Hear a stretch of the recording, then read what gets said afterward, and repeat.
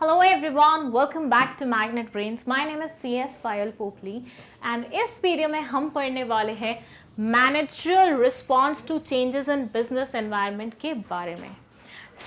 हम 2 points already discuss कर चुके हैं इस पर्टिकुलर टॉपिक के। अगर आपने वो वीडियोस नहीं देखे हैं तो प्रीवियस वीडियो में आप वो वीडियोस चेक कर सकते हैं।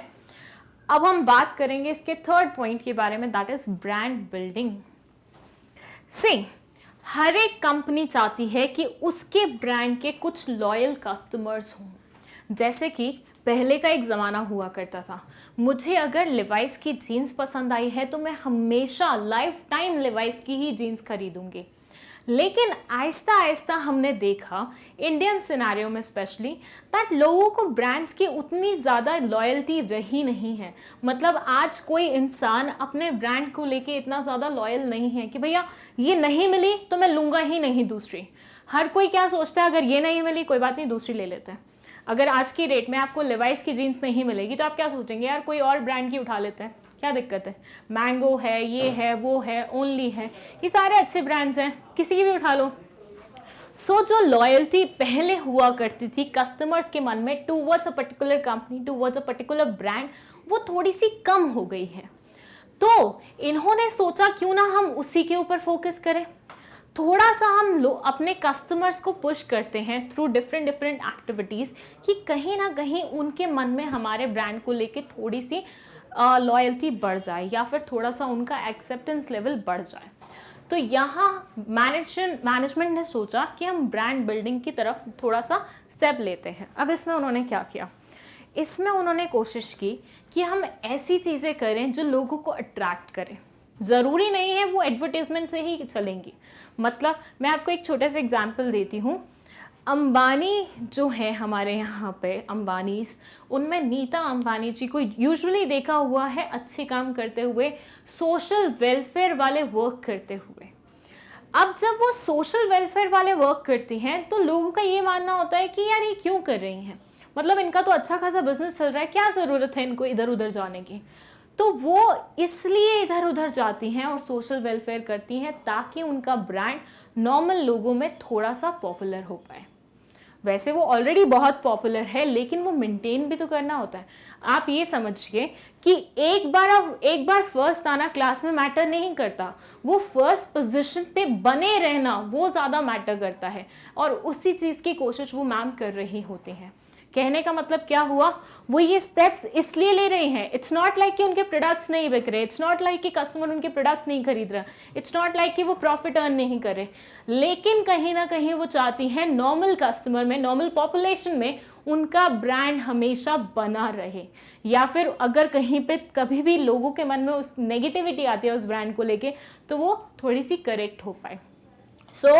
यहाँ पे न्यू इकोनॉमिक पॉलिसी आने के बाद लोगों ने फोकस किया अपनी ब्रांड बिल्डिंग पे, अपनी गुडविल इंक्रीज करने पे। मतलब कंपनी को आप किस नज़रिए से देखते हैं, कंपनी की क्या रिस्पेक्ट है नॉर्मल लोगों के सामने, उस चीज़ पे। कई बार क्या होता है कि एक कंपनी बहुत अच्छा काम कर रही है ना तो हम उसके प्रोडक्ट्स वैसे भी खरीद लेते हैं। It's not always about the quality of the product. कभी कभी हम प्रोडक्ट इसलिए भी खरीदते हैं क्योंकि कंपनी कुछ अच्छा काम कर रही है। इसके भी काफ़ी सारे एग्जाम्पल हैं। लाइक मैं आपको बताऊं, एक एग्जाम्पल आप ले सकते हैं क्लासमेट का।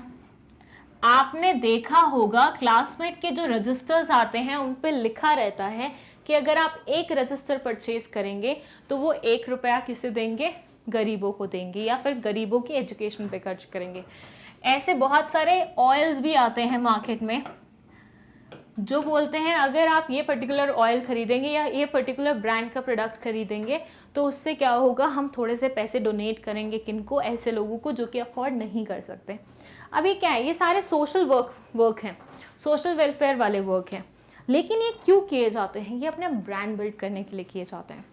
अगर मानिए मेरा मन नहीं है क्लासमेट का रजिस्टर खरीदने का, मुझे लगता है यार फालतू में बहुत महंगा रजिस्टर है, लेकिन ये मैसेज पढ़ के कि वो एजुकेशन के सेक्टर में कंट्रीब्यूट कर रहे हैं, स्पेशली पुअर पीपल को वो पैसे दे रहे हैं so that they can study, तो ये थॉट ही मुझे मतलब काम करवाएगा कि मैं वो पर्टिकुलर प्रोडक्ट को क्या कर लूँ, खरीद लूँ। सो इससे क्या होता है, ब्रांड बिल्ड होता है। तो आप क्या करते हैं, प्रमोशनल एक्टिविटीज़ करते हैं, एडवर्टीजमेंट कराते हैं, सेल प्रमोशन एक्सेट्रा। एंड इसके अलावा एक्सेट्रा में आप बहुत सारे पॉइंट्स लिख सकते हैं। सोशल वेलफेयर करते हैं, एक्टिविटीज़ रन कराते हैं, कंपटीशन कराते हैं, क्विज कराते हैं। ये सारी एक्टिविटीज़ करा के कहीं ना कहीं आप अपनी मार्केट में प्रेजेंस रखना चाहते हैं। कभी भी लोग आपके नाम को नहीं भूलें, वो कोशिश करते हैं इसके थ्रू हो जाए।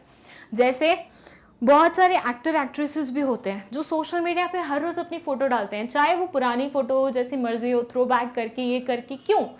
क्योंकि वो सोशल मीडिया पे लोगों की नज़र में बने रहना चाहते हैं। दे डोंट वांट कि लोग उन्हें भूल जाएं।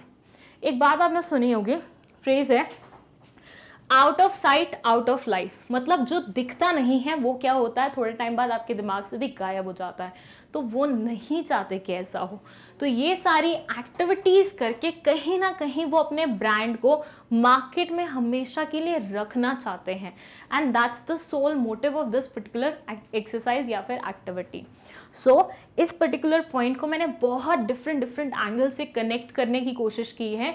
लेकिन अगर मैं बिल्कुल सिंपल लैंग्वेज में बोलूं कि ये पॉइंट किस चीज़ के बारे में था, तो ये पॉइंट था कि मैनेजमेंट आजकल कोशिश करती है कि वो लोगों में अपने ब्रांड की इमेज बिल्ड कर पाए, ज़्यादातर लोग रिकग्नाइज करें उनके ब्रांड को, ज़्यादातर लोग लॉयल बन जाएं उस पर्टिकुलर ब्रांड्स के टूवर्ड्स। ये पर्टिकुलर एक्टिविटी करती हैं ताकि ये पॉसिबल हो पाए। मतलब कंपनीज ऐसी पर्टिकुलर एक्टिविटीज़ करते हैं ताकि ये सब पॉसिबल हो पाए। So this was the sole explanation of particular point. लेकिन इसको अगर आप डिफरेंट एस्पेक्ट्स में वो करना चाहते हैं, कनेक्ट करना चाहते हैं, तो आप बिल्कुल कर सकते हैं। ठीक है, इसके अलावा एग्जाम्पल देना चाहें तो एग्जाम्पल मैंने आपको ऑलरेडी बता दिए हैं। आपके दिमाग में अगर इसके अलावा कोई और एग्जाम्पल है तो आप वो भी लिख सकते हैं। और थोड़ी भी कन्फ्यूजन है, कमेंट सेक्शन में आप पूछ सकते हैं कि क्या ये एग्जाम्पल फिट बैठता है या नहीं बैठता है। Again I am telling you, day to day life से रिलेटेड अगर आप एग्जाम्पल लिखेंगे वो ज़्यादा फायदेमंद होंगे। आई होप आपको ये पूरा पॉइंट समझ में आया है। अगर कोई भी डाउट है आप कमेंट सेक्शन में पूछ सकते हैं। With that 11th and 12th class के बिजनेस स्टडीज़ की अलग से प्लेलिस्ट बनी हुई है जिसमें सीक्वेंस वाइज वीडियोस आपको मिल जाएंगे। सो बच्चों को जब भी कंफ्यूजन होता है प्लीज़ वो प्लेलिस्ट से डायरेक्टली आप सर्च कर लिया कीजिए। Thank you so much for watching this video.